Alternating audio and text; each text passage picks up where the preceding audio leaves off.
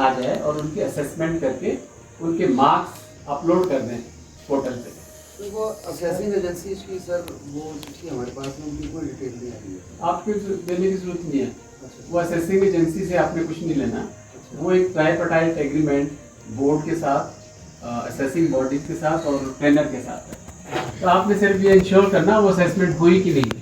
Sir पर ये जैसे नरेगा के वर्कर्स का हम एजेंसी का तो पता कराएंगे होना उसका चाहिए क्या कि स्किल सेट करनी सेटिंग किसने नहीं क्या एक बार दोबारा करिए अपना क्वेश्चन, क्या दिक्कत है? वो स्किल डेवलपमेंट के लिए वो आएंगे वहाँ पे वीडियोग्राफी करेंगे। पहले तो हमारी स्कैटर्ड लेबर है, एक यहाँ एक वहाँ, वो इकट्ठे ही नहीं होंगे। समाओ आप धक्का मार के चलो इकट्ठा कर भी लो, वो तो उनकी जिम्मेवारी है ना। उनकी है, वो तो जो कंपनी है इसलिए तो हम चेक करेंगे ना। हम कह रहे हो अपने आपको तो सिंपल जाके देखना है, आप लगे हुए हैं सर। पर हम आप सुनो, आपके पास वो जो डॉक्यूमेंट्स देंगे, you have to verify that ये भाई 20 लोग ट्रेन किए हमने, तो हैव दे बीन ट्रेन्ड और not, this is what you have to see. मैं वही कह रहा हूं सर कि ये भी अगर आउटसोर्स कर दें किसी को तो ठीक है, बजाय इसके कि हमको इन्वॉल्व करने की। हमारी इतनी स्किल नहीं है कि हम उसको नहीं हमने खुद थोड़ी ना काम किया है। चार्ज लोगों को 10,000 लोग हमें जो दिया गया है सर, हमें चिट्ठियाँ चार्ज लोगों को 10,000 लोग लिखा है, लेकिन डिस्ट्रिक्ट वाइज कितने कितने करने हैं सर। अभी जो जी का रिप्रेजेंटेटिव मेरे पास आया था जी, हम चाहते हैं जी मैक्सिमम आपके जिले से कर दें। मैं भाई क्यों नहीं चार्ज अब ये आज आप लोगों को इसलिए बुलाया। अब इसमें हम भी इन्वॉल्व रहेंगे, हम सारा उनसे ट्रेनिंग प्रोग्राम लेंगे।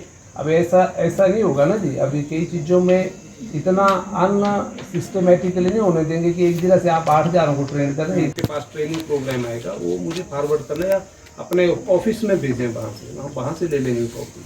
सर हम इसमें छोटी सी रिक्वेस्ट थी कि हमारे लिए एक जिले में बार अलग अलग डिफरेंट लोकेशन होगी। It will not be possible हमारे लिए एज अ लेबर ऑफिसर। इसमें डेलीगेट थोड़ा लेबर इंस्पेक्टर को ही पावर कर दे, ताकि वो अगर उसकी ज्यूरिसडिक्शन में तो एक बार वो वहाँ पे जाके वेरीफाई कर सकते। वो तो आपके अंदर है लेबर इंस्पेक्टर। सर वो वेरीफाई फिर वही करेगा, फिर हम नहीं करेंगे, क्योंकि पहले भी इसमें सर सर आज जो समीक्षा बैठक बुलाई गई, क्या मुख्य निर्णय लेंगे इसमें? हिमाचल प्रदेश के सभी जिलों से लेबर ऑफिसर्स और जो हमारे इस कामगार कल्याण बोर्ड में जिला स्तर पर काम कर उन सभी को यहाँ बुलाया गया है। माननीय मुख्यमंत्री जी का विशेष निवेदन है कि कामगार कल्याण बोर्ड के माध्यम से जो मजदूर छूट गए हैं उनको योजनाओं का लाभ मिलना चाहिए। इस तरह से एक नई योजना हमने कि पंजीकरण की संख्या भी बढ़ाएंगे, योजनाओं की संख्या भी हमने बढ़ाई है। पिछली कैबिनेट में माननीय मुख्यमंत्री जी ने जो इन मजदूरों के बच्चों की शिक्षा के लिए बजट था उसमें लगभग 3 गुना बढ़ोतरी की है। तो हमने योजनाएं भी बढ़ाई हैं, बजट को भी बढ़ाया है और पंजीकरण भी बढ़ाएंगे। जो मजदूर ग्रामीण क्षेत्रों में, पिछड़े क्षेत्रों में छूट गए हैं उनका पंजीकरण करेंगे।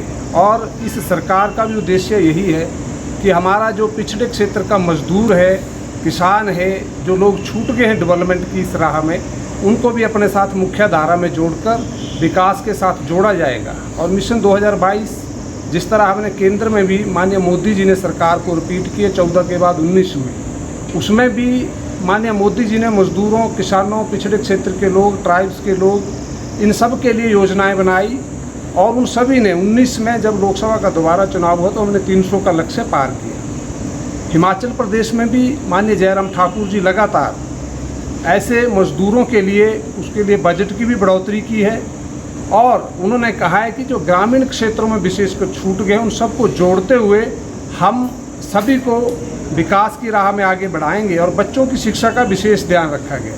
तो मिशन 2022 में मुझे लगता है हिमाचल प्रदेश में फिर से भाजपा की सरकार बनेगी और उसमें ये मजदूर, ये किसान, ये महिलाएं जिनके लिए योजनाएं शुरू की गई वो सभी हमारे साथ चलेंगे। सर आपने बोला कि शिक्षा पर विशेष बजट का जो है प्रावधान किया गया, तो जैसे लेबरर जो होते हैं झुंगी झोपड़ी वाले, क्या वहाँ विशेष स्कूल खोले जाएंगे, किस तरह उनको इम्प्लीमेंट करवाएंगे? नहीं, उसमें अभी तो हमने सबसे पहले तो बजट, जो मान लिया मजदूर का बच्चा शिक्षा ग्रहण कर रहा है, कॉलेज में पढ़ रहा है, स्कूल में पढ़ रहा है, इवन PhD तक का जो बजट था पहले जो 20,000 रुपये का प्रावधान था, हमने 1,20,000 कर दिया सालाना।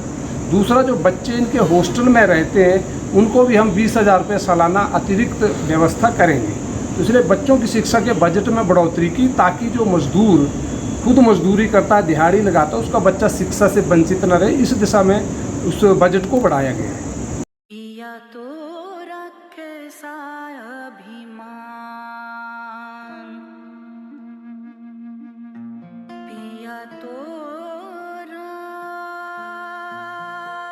बीती यादों से नाता सहेजना सीखा,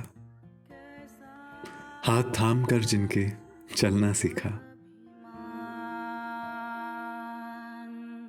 गिरने लगती जब तो उनसे संभलना सीखा।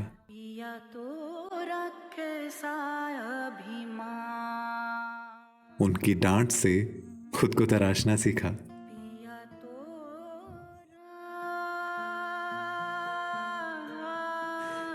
घर से दूर होकर भी दिल को हमेशा यह एहसास रहता है, उनका प्यार और फिक्र हमेशा मेरे साथ रहता है।